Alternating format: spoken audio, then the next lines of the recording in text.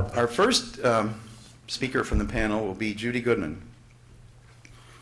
And Judy has a very impressive bio, which I've condensed, Judy.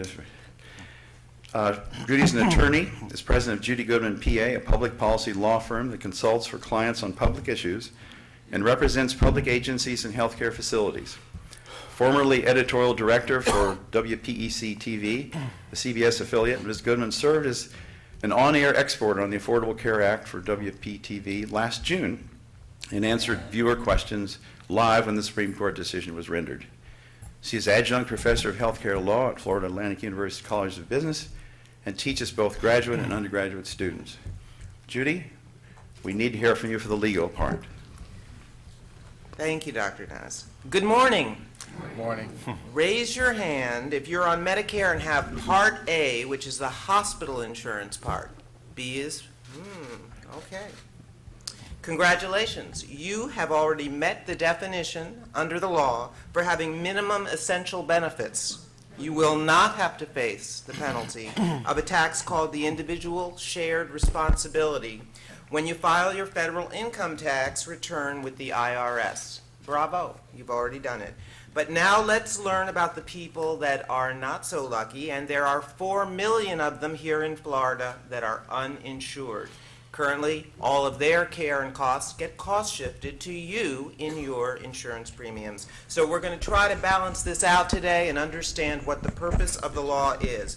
The folks, the 4 million I'm talking about here in Florida, these are the folks who won't buy insurance. They don't qualify for an exemption, and they would have to pay under the law a penalty as high as $2,085 for their family of 4 by 2016 if they make up to $110,000, or 2.5% of their income if they make more. The Affordable Care Act is a federal law. It was passed by Congress and signed by the President on March 23rd, 2010. The Reconciliation Act was passed a week later. 2 laws, both called ACA. Everyone must purchase health insurance with minimum essential benefits or potentially pay the penalty for a noncompliance. That, in a nutshell, is the law. That's the law. It's not that confusing, yet ever since the law passed 3 years ago, there's been nothing but fear-mongering, hand-wringing, and all kinds of spins. But hopefully today we are going to answer your questions in a way that you understand the truth from the fiction. Same kind of silliness, by the way, went down and around when FDR proposed national health insurance in the 1930s, and again in 1965 when Lyndon Johnson got Medicare in to cover the poor and elderly. But today, probably not one of you would give up your Medicare. It's wildly popular. So perhaps we're going to see the same thing over time with ACA. But my focus today is ACA's impact on Medicare per the forum's request. First, what was the intent of the law? It was to preserve private health insurance and make it accessible to more people through marketplace exchanges that'll be online by this October, similar to the way you sign up for Medicare right now. It's to improve prescription drug coverage in Medicare and extend the life of the Medicare Trust Fund by at least 12 years because people live longer, they're older, they take out on average 3 times more than they pay in. So when we're talking about entitlement benefits, it's us. Okay, the marketplace will open next January for both individuals and small businesses. And they will also have to pay a shared penalty if they don't provide coverage for their employees. Florida's exchange will run initially by the federal government because our state dragged their feet. But many of the law's provisions are still sort of under scrutiny in the sense that they're proposed regulations and they're going to phase in over the next 4 years. So when they get clarified by regulation, that gives you an opportunity to have your voices heard in clarifying that through the administrative process, because lots of agencies are still sort of out there with proposed rules. Initially, you remember Florida filed a lawsuit challenging the law's expansion of Medicaid and argued against the individual mandate as outside Congress's authority to regulate commerce. On June 28, 2012, last year, the Supreme Court rendered their historic decision to uphold health care law 5-4, ruling it constitutional under taxing powers. So people who don't buy insurance pay the penalty that's construed as a tax. So it's not really a mandate. They're not being forced to buy insurance. They can say, I'm not going to do it. Then they pay the tax. And it's collected by the IRS when you file your income tax. No private information is revealed in that. It's just that your insured provides the notice that you are insured. Obviously, there is a process if you're applying for tax credits or the types of Medicaid eligibility things. There are some forms to fill out, but your insurers are just going to say you meet a qualified minimum essential benefit plan. The court also ruled states do not have to expand Medicaid, and that is a problem here. The states can opt out. Florida is mulling it over. We already have 3 million poor on our Medicaid rolls. They are going to remain. The state wants to put them into a managed care program and seeking a federal waiver to do so. But of the 4 million uninsured, we think there's about 1.2 million of them who could be covered by Medicaid if it were to be expanded. Some of them are undocumented and they can't go on Medicaid. But the ones who can, that 1.2 million are the ones they're talking about in Tallahassee. I know hospitals, and they'll talk about it in a few minutes, want that expansion. They want that expansion because it diverts a lot of the people who are not paying to paying customers and then evens out the cost.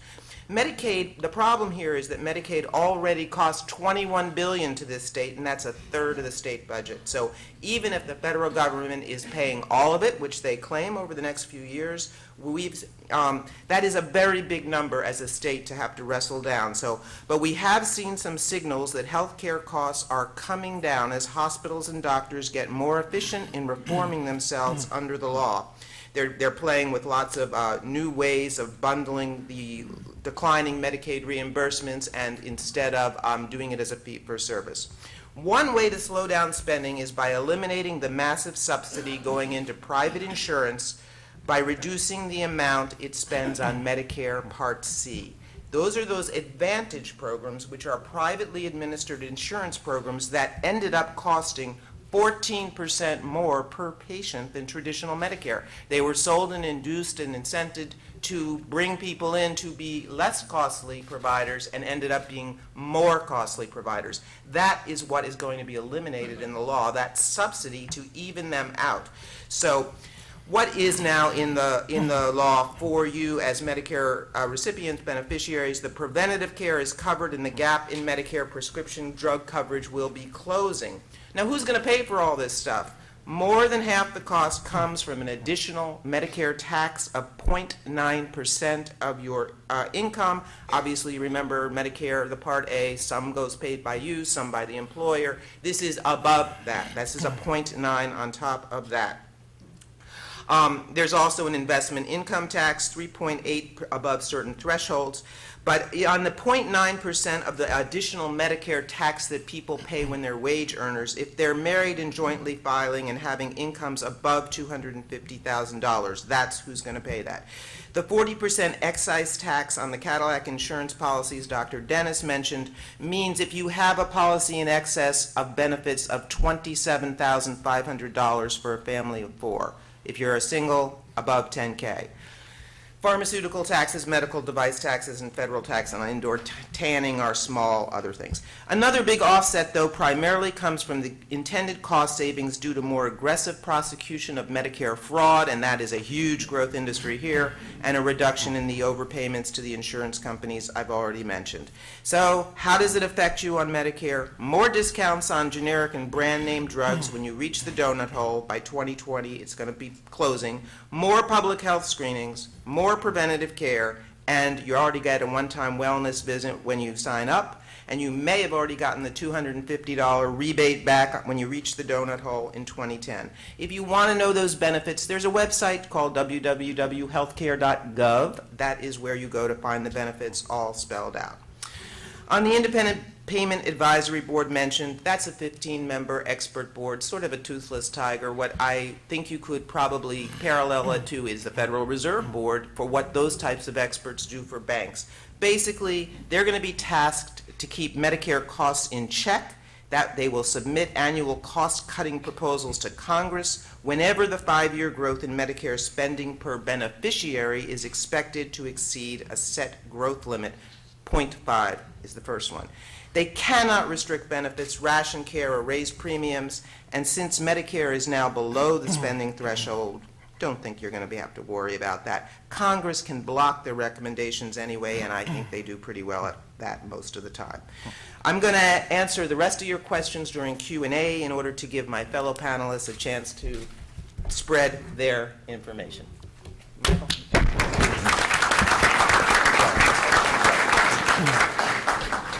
Thank you, Judy. I appreciate your comment that the IPAB may be toothless, but don't forget there are dentures available. Let me ask you a quick question, if I may. The Supreme Court has already ruled that the feds must not define general standards of care in every locality. Is that still in effect, and how does that relate to the current bill?